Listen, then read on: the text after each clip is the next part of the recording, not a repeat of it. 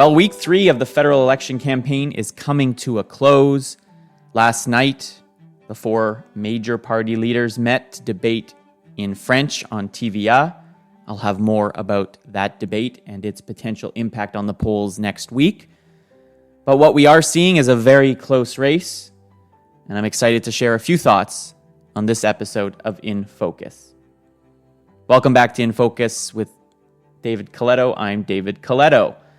If we take a quick look at the polls that we have seen over the past week, on Tuesday we released new numbers that showed the Liberals and Conservatives statistically tied, 33 Liberal to 32 Conservative, 22 for the NDP. Among decided voters who are definitely going to vote, the Conservatives had a slight advantage over the Liberals, 34 to 32. Taking a look at Eric Grenier's poll tracker on the CBC website, his most recent numbers show, on average, the Conservatives have about 34% in the polls, the Liberals 31%, the NDP at 21%, the Bloc at 6%, the Greens at 3%, and the People's Party at 4%. But as I mentioned on my podcast earlier this week, there seems to be some differences of opinion dependent on how the poll was done. The IVR polls done by Main Street and Ecos are showing a much larger Conservative Party lead, while the online polls and the polls done by Nick Nanos and Nanos Research are showing a closer race. But I think a consensus is starting to form that the Conservatives do have a slight lead, but not perhaps large enough to win a clear plurality in the House of Commons in terms of seats. I leave seat projections to others, but I do think that this race is incredibly tight, and we are seeing some really interesting dynamics. Now, earlier this week, I tweeted out an image on my Twitter feed. I went back to our 2019 election data and compared the data on a few key points with our most recent survey about equal times in both campaigns. And it appeared to me that many of the metrics were very similar to what we saw back 3 weeks into the 2019 campaign. Back then, we had a Liberal lead of 2 over the Conservatives. Today, it's 1. The impression that people had of Andrew Scheer, his net impression score was -11. For Mr. Toole, today, it's -13. Those who say they definitely want a change in government, back in 2019, it was 51%. Today, we have it at 48%. It's actually been growing steadily over the last few weeks. The Liberal accessible voter pool, those open to voting Liberal, back in 2019 at this time in the campaign was 51%. We have it at 53% today. The Conservatives were at 46%. Today, they're at 44%. And when we asked people on a scale from 0 to 10 how interested they are in the election, back in 2019 at this time, the average score was 7.2. Today, it's exactly the same, 7.2. So lots of similarities. Now, there are a few points of difference, and most of them relate to the New Democrats. Mr. Singh has a much better net approval score. Back in 2019, it was +7. Today, he's at +18. The NDP voter pool is also 6 points larger. 44% of Canadians said they'd be open to voting NDP in the third week of the 2019 campaign. Today, it's 50%. And even Mr. Trudeau's personal numbers are better today than they were back in 2019, if you can believe it, given the way the campaign has gone and the challenges I think the Liberals have had to gain some traction. One other, I think, key indicator is those who say they are definitely likely to vote in this campaign. Back in 2019, at this time, it was 74%. Today, it's 5 points lower at 69%. So what do we make of this? Well, first, I think much of this first part of this campaign has been about, for the Conservatives, re-engaging their base. Conservative supporters are much more happy and enthusiastic about Erin O'Toole than they were when this campaign started. The Liberals have come back down to perhaps their more natural place in the electorate. Mr. Trudeau's numbers haven't changed all that much, but I think candidate Trudeau people respond differently to candidate Trudeau than they do to Prime Minister Trudeau. And I think that's a reflection of where we are. Perhaps it's the early election call that's reminded some about what they didn't like about Mr. Trudeau. Perhaps it's the way they've campaigned, or perhaps it's the way the opposition parties have campaigned. But it is clear that the New Democrats are in a much stronger position today. Not only are they polling better in terms of the horse race, Mr. Singh is viewed more positively, but he's doing pretty well on many issues when we ask people which party they think would be better. They're ahead on housing affordability. They're competitive on improving the healthcare system. They're even competitive on who would help reduce your cost of living the most. And so while we have gone back to the future, some of these slight differences, I think, explain why this election, at least at this stage, is looking different than the 2019 campaign. Last night, the federal party leaders met in a debate. I'll have more to say about that next week, but I went back into our vault to look at some past research we did on the impact of the debates.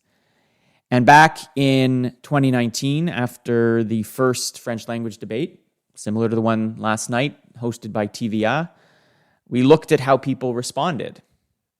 And it was really interesting when we asked people to rate the performance of each of the four leaders based on what you saw or heard. Do you think each of these leaders made a positive impression, negative impression, or no real impression? Both or all three of Mr. Trudeau, Mr. Blanchet, and Mr. Singh, a majority said they thought their impression had been positive, with small minorities saying they thought negative things about their performance. Andrew Scheer, on the other hand, 55% of those who watched or heard about the debate said that their impression of him was more negative. In fact, when we asked people who did the most to turn you off, 36% said Mr. Scheer compared to 26% for Mr. Trudeau, 13% for Mr. Blanchet. When we asked who did the most to earn your vote, we had a tie between Mr. Trudeau and Blanchet. So clearly, that first debate had an impact. People thought Mr. Trudeau and Mr. Blanchet did fairly well. Mr. Singh performed well, but didn't seem to break through. But the big loser of that debate was Mr. Scheer. And my friend Eric Grenier put out some analysis that showed it was after that debate that Conservative support in Quebec dropped pretty substantially. And so that debate had an impact on the Conservative campaign in Quebec. And so we are in the field right now gauging reaction to that debate. We'll do the same after the leaders' debates next week, and we'll be back next week to report on that. I also want to give some thought to what I'm looking for as we head into the third week of the campaign. Beyond the debates and what impact they might have, I think two things stand out to me. First, can Erin O'Toole and the Conservatives build on the momentum they have had over the past 3 weeks? Can they grow support outside of that 2019 Conservative coalition? As I said, I look at the numbers and think they've done a good job at re-engaging that past coalition, but there are still very few Liberal, NDP, Green, Bloc supporters right now who are looking at Mr. O'Toole and saying, oh, I like what I'm seeing. I might consider voting for him. We also continue to see that more people think that the Liberals are going to win this election by almost a 20-point margin. That's a signal, perhaps, that people aren't fully paying attention to this campaign, that what's happening in the polls hasn't distilled or sort of trickled down into the consciousness of people. And if that happens, how do they react? Certainly the Liberals are hoping that as more and more people believe and realize that the Conservatives have a real chance at winning this election, that they will be able to squeeze New Democrat, Green, Bloc supporters into voting for the Liberals to stop the Conservatives. Now, we're tracking a really interesting two segments of the electorate, calling them the Liberal NDP switchers. That's the first group. They represent 20% of the electorate. Now, importantly, half of this group says they haven't fully made up their mind. They have a preference, but they haven't fully made up their mind. And we define these Liberal NDP switchers as those who say their first or second choice would be either the Liberals or the New Democrats. Now, what we've seen over the past week is that the Liberal lead among this group has grown. 58% say they'd vote Liberal, 42% would vote New Democrat. That's a 4-point increase for the Liberals over the past week.